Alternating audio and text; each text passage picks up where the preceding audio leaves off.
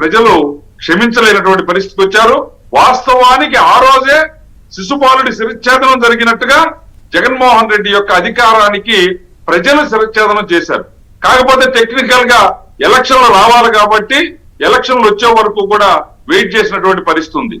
కానీ ఇతను అనుకున్నాడు ఒక్కసారి అధికారం వస్తే డబ్బుతోటి ఆ అధికారాన్ని అడ్డం పెట్టుకొని పోలీస్ యంత్రాంగాన్ని, రెవెన్యూ యంత్రాంగాన్ని గుప్పెడ పట్టుకొని దాడులు దౌర్జన్యాలు చేసి అధికారాన్ని పదిలపరుచుకోవాలి, శాశ్వతం చేసుకోవాలి అనే ఒక నియంతృత్వపు ఆలోచన చేశాడు.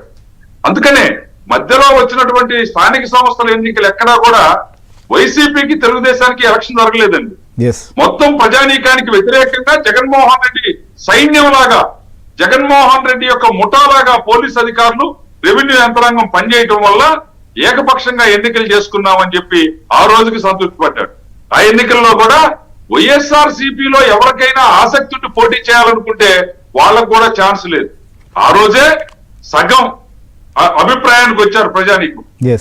చంద్రబాబు నాయుడు గారికి అవమానం జరిగిన తర్వాత సంపూర్ణంగా ఇక జగన్మోహన్ రెడ్డి అనేటువంటి వ్యక్తి పాలనకి ఏమాత్రము అర్హుడు కాదు, ఇతను ఆ స్థానంలో కూర్చోవడానికే లేదు అని చెప్పారు. అదేమంటే ప్రభుత్వ ధనంతో సభలు పెట్టి 170 వైనాట్ 175 అని చెప్పి మాట్లాడారు. శ్రీనివాస్ రెడ్డి గారు వైనాట్ 175 అనే కాదు, అటు కుప్పం